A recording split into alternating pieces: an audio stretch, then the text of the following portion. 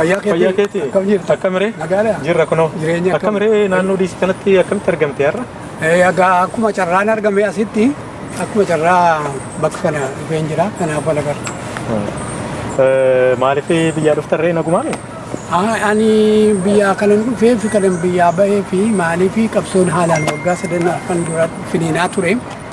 Waggaa hedduu immoo waan biyya sana tureefanii amma immoo achi keessa jiraachuun baay'ee gaagaam baay'ee waan qabuuf sabisi maatiin koos akkam biyya sanaa bahu na gargaaranii akkuma addana dhufee jechuudha. Maali gaagaama waggaa ittiin maali rakkoon isinirra ga'e hin jiramoo? Waggaa 20 olii hidhamaa gadhiifamaa reebamaa rukutamaa waanan tureefi achi keessaas baqadhee bahuu waanan jibbee itti cichee tureefi booddee rakkinni kun baay'ee gara saaxilana baasuutti ga'ee ta'ee egaa booddee qabsoonis akka fedhiin baay'ee cimeennaan gaagaamatu sirra gaanaan jedhanii kanaaf biyya sana lakkise. Akkamiree asitti immoo dhuftanii ammam ture jechuudha erga dhuftanii asitti? Erga dhufee gara waggaa 2tti dhiyaata.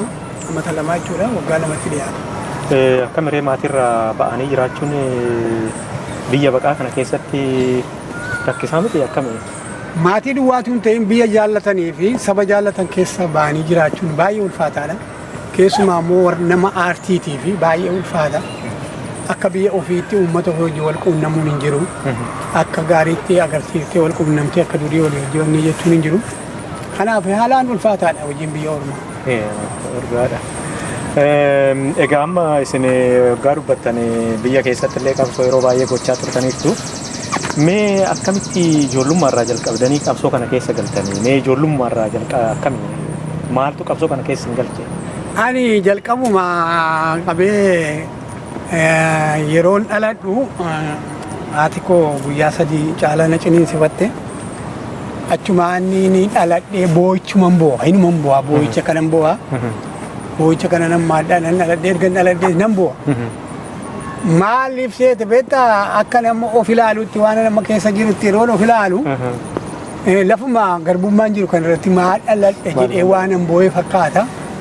Abbaa koos yeroon dhaladhu maqaa naa baase maqaan kee Gidirsaadhaa naan jedhe haadha koo baay'ee waan rakkiseef Gidirsaadhaa maqaan isaa kanaan ta'uu torra jira jedhee na kaase. Namni tan isin beeku obbo Zarihuun akkamitti Gidirsaarraa gara obbo Zarihuutti jijjiirame? Gidirsaa yeroo ijoollummaa kootii maqaa dhalootaa koo jalqabaati mana barumsaa yeroo naqu dirqama haalli biyya kana keessa jiru biyya Itoophiyaa kana keessa jiru rakkisaa waan ta'eef maqaan kee utuu hin jaallatin kiristinnaa ka'uu turre jira. Kanaaf mana barumsaa yeroo naqu maqaa isaa jijjiiruu qabdu jedhanii abbaa kootti manii kanaaf Zarihuun naan jedhan malee maqaan koo dhalootaa koo Gidirsaadha. Garuu maqaa Zarihuun kanallee namumatu mana barsumaatti fedhiidhaan sinitti kennamoo abbooma keessanitu Zarihuun jedhame? Abbooma koon nama moggaase Zarihuun jechuun sanyii haa ta'u jechuudha waan akkasiitti. Mee egaa mana barsumaa galtan maaltu ta'e achitti? Mana barumsaa keessatti yeroo baay'ee ijoollummaa kooti qabeeni na wallisa. Na jaallatu manni barumsaa keessatti yeroo wallisu torbanitti waan aadaa agarsiisan tokkotu jira yeroo sana keessa. Ijoollummaa kooti qabeen itti jira jechuudha. Ijoollummaa kooti qabeen waan adda addaa waan an arguuf waan sirba waa'ee biyyaa waa'ee uummataa kan irratti mul'ata malee waa'een sirba jaalalaa sirbuun hedduun itti mul'atu ture. Kanaaf mana barumsaa keessatti egaa sirbuma jaalalaa kan waan lama qabuun sirbaa ture. Kanumaan egaa utuma jedhu sadarkaa olaanaatti darbee mana barumsaa keessatti baay'een beekamaa dhufe biyyattis baay'een beekamaa dhufe booddee qabsoo keessatti of argee jechuudha. Qabsoo kana immoo kan garaara na buuse abbaa koo ta'e. Abbaan koo waan baay'ee nama gorsaa waan baay'ee namatti hima haala keessa jirus hin beeka. Abbaa koo dhumarrallee jaruma warra biyya bushutu galaafate kanaaf achumarraa ka'ee xiiqii keessa seenee waa'ee biyyaa ijoollummaan kootti ittiin jalqabe. Abbaa keessan waggaa meeqatti dhabdan jechuudha? Nama waggaa 7 ta'e hin dhabeen. Ijoollummaatti jechuudha? Ijoollummaatti abbaa keessan qabsoo kanatti waggaa 7tti dhabdan jechuudha? Kan natti maa ture ijoollummaa koo qabee waggaa hin du'e. Akkamitti ajjeesan jechuudha? Mana hidhaatti moo akkamii? Namichi nama abbaan koo kun nama beekamaa nama biratti beekamaa waan tureefi summii godhanii ajjeesan summiidhaan nama ajjeesuun jaallatu summiidhaan ajjeesan abbaa koo. Wow. So amma ka mana barsumaa keessatti wallisuu jalqabdani maaltu isinirra garee yeroo san amma qabsoo kan hoggaa isa wannoo gootan maali wanni isinirra ga'e hin jira yeroo sanitti? Wanti narraa ga'e waan jiru wanta uummatarra ga'uun ilaala. Wanta uummatarra ga'u ilaalaa waan guddateef ijoollummaa kooti qabee wanta uummatarra ga'u ilaalaa waan hin guddateef akkan itti cimuna godhe malee akkan itti laafu nan goone. Kun immoo haaluma uummata keessaa ka'eeti kan qabsoon tokko ka'uu danda'u malee lafaa ka'ee ka'uu hin danda'u. Achumaan itti cimee jechuudha.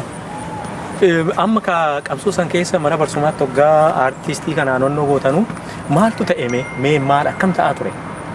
Maal faa jalqaba baastan waggaa meeqatti? An sirba Oromiffaati jalqaba kanan baase. Sirbi kuni anumatu barreesse. Kan si ajaa'ibu anumatu barreesse ammarraatti baay'een barreessaanii kanarraa kan ka'eedha achuma barreesseen sagalee kootiin shaakaluu yeroo hin jalqabu gurbaan kun sagalee qabatanii na jaallatu naan mana barumsaatti baay'ee na fedhu akkasumatti mana barumsaa keessa immoo maal kilabiin jira kibab kan jedhamu kibabiin maal muuziqaa kibabiin waa ispoortii waan adda addaa waan jiru achi keessatti paartibeetii godhaan waan dhufee jechuudha kanumaan addana ga'e. Mana barsumaa eessatti barattan jechuudha amma isin eessatti dhalattanii eessatti barattan jechuudha? Ani kan inni dhaladhe Wallagga keessatti magaalaa Naqamteetti dhaladhe baha Oromiyaa baha lixa Oromiyaa kara bahaan dhaladhe jechuudha.